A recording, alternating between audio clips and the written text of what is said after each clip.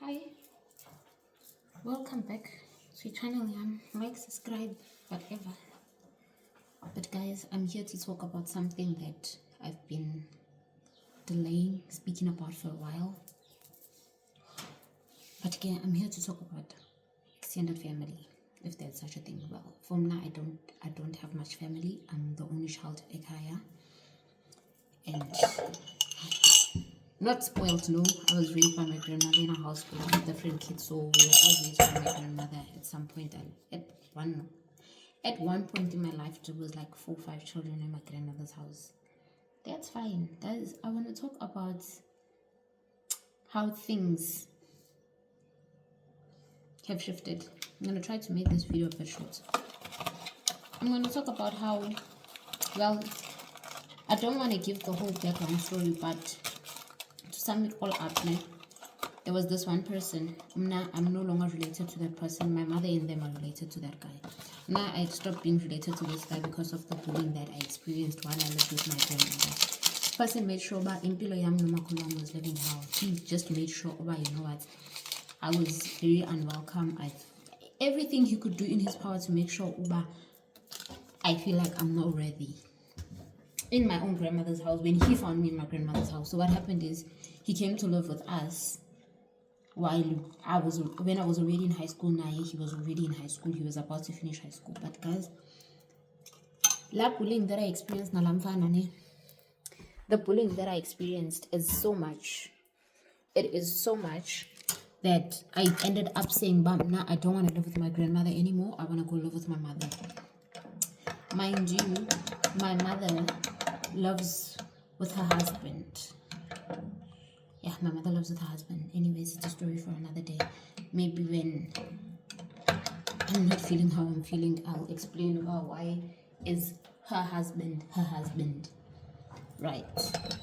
Guys, this guy would make sure that everything I did looked wrong in my grandmother's eyes because you know, and he made sure my grandmother and I are constantly fighting over small things to a point where I was like, I don't want to do this anymore. I don't want to live here. Why should I have to live here with somebody that doesn't want me here? Nothing to perceive. And since then, under the feeling of I hate feeling like I'm a nag. I hate feeling like I'm a burden. And because that happened so early in my life, it has told me not to depend on anybody, not to I don't know how to ask for anything. I don't want to ask for anything. Accepting help is a problem. Depending on other people. Basically, it conditioned my mind to me knowing, thinking, and believing, which I still strongly believe in. It's just me and the world because nobody's going to come save me. Nobody's going to be there for me. Because, yes, I don't have brothers biologically, and nor do I have sisters biologically, so nobody's just going to save me. Then I saw, okay, basically, what is happening is people, Umdu will treat wena better because you are a sibling or whatever reasoning they may have, right? But they disregard the next person. So basically, according to Mna and the way I see things and how everything unfolded for the past about 10 plus years is Mna, because I was younger than him, I had no say and I had nothing good, or I couldn't show him anything, firstly. Secondly, because I'm not his sibling. So you have to be his sibling or you have to be older than him. But also what I also picked up at a later stage in life is that he has to benefit from you. So because at that time in high school he couldn't benefit from me, like what were you gonna benefit from me as a student, a high school student? Yes, physics, maths. But that's what I picked up at a later point. By this person is treating me like this because I'm not their sibling, and because I'm not their sibling, I'm doing. But also the same treatment went on to my younger cousins, and they also picked it up. And then that's when I was like, you know what, I can see, but it's not just me, but now I've got the option of going home to go live with my mother. Is not my problem, because now I was now suicidal. Now I was depressed. That's when my depression started. I was now suicidal. I was suicidal because what do you mean everything I'm doing is wrong just because But guys, it made me realize this person is not a good person. Fine. As time goes on, I'm living with my mom. He does not acknowledge me. Every time I go to my grandmother's house, he does not acknowledge me. He will greet me, and that's basically it. As soon as be acknowledged as umtu, ayikho nje into engathi ndizoyitsho or ndiyenze, and then he's like, yeah, umbali or anything. No. Literally, ayikho. So, guys, I'm trying to get this lighting. Tunana, unedited videos. I'm trying to get this lighting. Nah, but was no lock sana long. Okay, I think it's locked now, but it's locked at the wrong place. Okay, guys, this is what happens when you don't edit your videos. Such happens. But yeah, fast forward to. If this is 2025, fast forward to 2023. Okay, fine. Let's not even fast forward. Let's take it on the timeline. Fine. I finish my matric. I go to school. Still, I call respect. I call acknowledgement. I'm just a human. Nothing serious. I'm gonna pause this because I need to do something. Okay, I just needed to get an onion because I want to prepare dinner for myself. Also, one day I'll open up about how I was told man no, but one day when this whole thing blows over and I've healed, how did umfana tell his parents, his siblings and his mother that I don't know how to cook. And that's a story for another day again. They are diverted. But anyways, when he starts working, I'm still not working. I'm a student. Fine. I go to school, I study. And then the ends I struggle to get a job. Life happens, man. COVID comes along. Hey, in fact, COVID did us all dirty. Fine.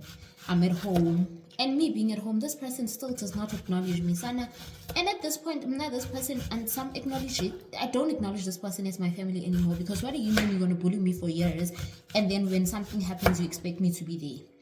Fine. If anybody knows me from my high school days, from varsity days, I'll tell you, there was this one particular person that was part of my life that I hated. And at this point, I still feel like he does not deserve to be in my life. Because what do you mean you're going to do that to another human for so many years? And then one day, Uber moved sharp. And I don't believe Uber sharp overnight. After what just happened recently, I don't believe people just wake up one day and they're like, this is Namanda right. No. Fine. Okay, I guess I'll just have to spice my chicken too. Please forgive my background if it gets a bit noisy. I need to rinse my chicken. So fine. Then eventually I found a job. When I find a job, it's a good job. I won't lie. The money's good. Everything looks good at the beginning. My first job in my life. Okay. I am no longer as accessible as I was to him. He no longer has that access to me physically. Maybe my life, yes. But physically, I can't have access to me.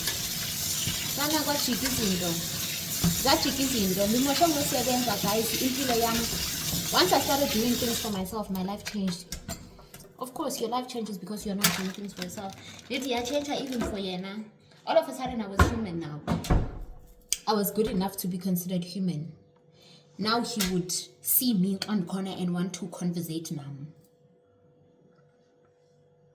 So conversate about whatever is happening at work. I'm never home. I travel for a living. So Elon.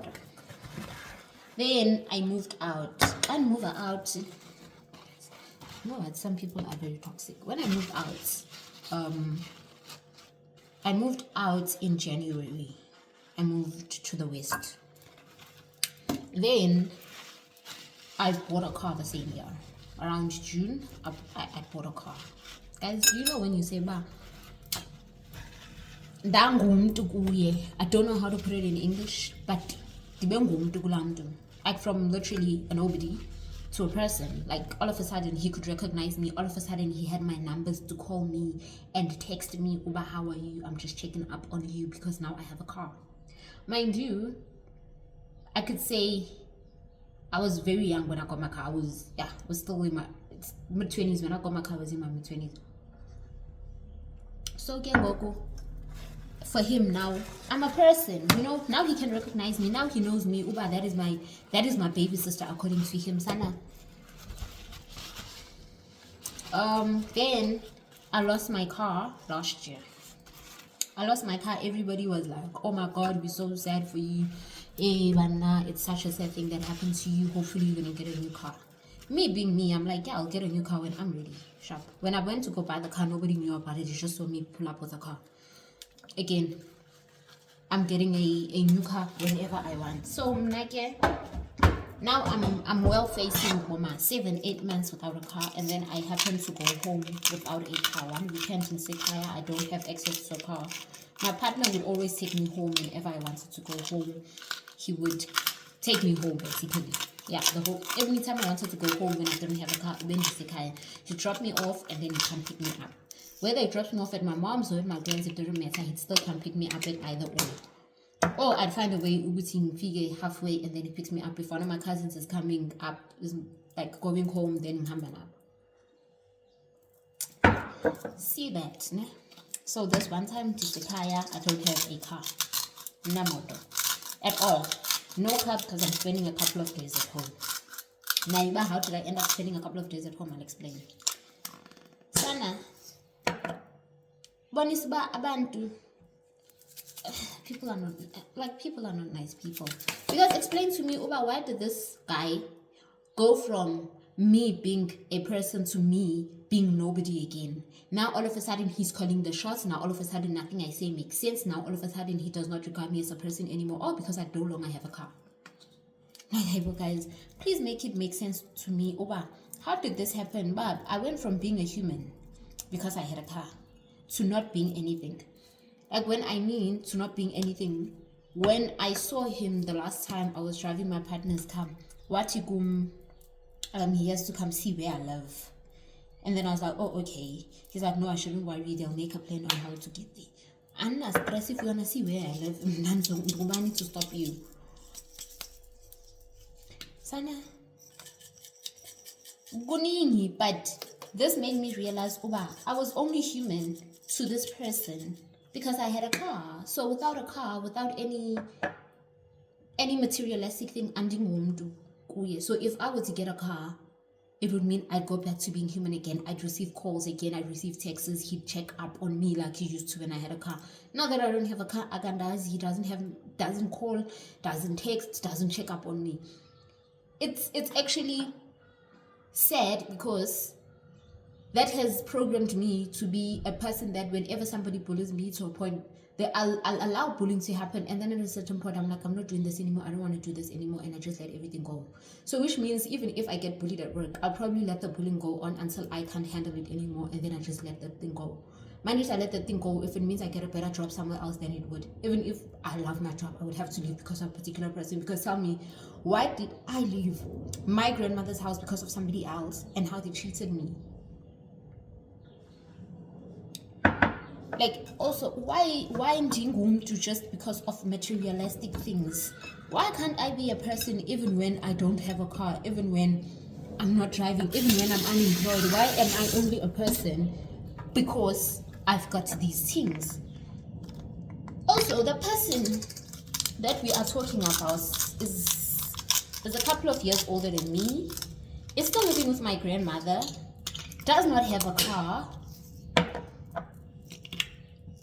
I don't understand, why are you treating me like Andingumtu when right now the only thing, and I don't want to sound like a bad person or say anything funny, but why am I not a person because I no longer have a car, but when I had a car I'm a person, while you don't have any of the things that I've accomplished at my young age? Why do you have to treat people better because of the materialistic things they have? Like Gunini explains, I'm fully understand. And now that I've picked it up from one person in my family, I don't care about the rest. But I think what broke my heart was the experience that I experienced when I was there, where I felt like I'm doing again. You know? So whatever it is, my grandmother was at the ER and she needed to get to the hospital, and I was trying my best to make sure that she gets to the hospital. I'm busy calling the hospital, asking questions, and And Lomto is taking everything I'm saying and is discarding it. Like, are you collecting yenzayo? So why do you have to make people feel like shit? Because abanando. So basically, what I picked up is when you have something to offer, or when a person can use you, they'll be good to you. But if you've got nothing to offer and a person can't use you, then you're as good as nothing. Is that how life works? Because if that is how life works, then clearly I'm not gonna have a lot of people in my life. Because one thing I know about me, this person is not a person I'd want to see on a regular basis. The only reason I see him on a regular basis is because I go to my grandmother's house. So if my grandmother passes away, there's no need for me to see him. Also, if my mother passes away, then what is this relationship? In fact, there isn't a relationship between me and him. But also, if my mom isn't there, my grandmother isn't there. What? Relationship as we isolate ourselves from family and but also these people are the reason Dina mental issues and Dinazo today. Because explain to me, Uba, how did I get depressed? Not because I was failing at school, being bad in physics and maths, but I was not failing. I was doing quite well because I did not fail that grade. But also, why would you treat people so badly? Ben, you should be emotional. Okay, I'm so glad I didn't share this here. But anyways, guys, okay, not too bad. Thank you for listening to me vent. Have a great one.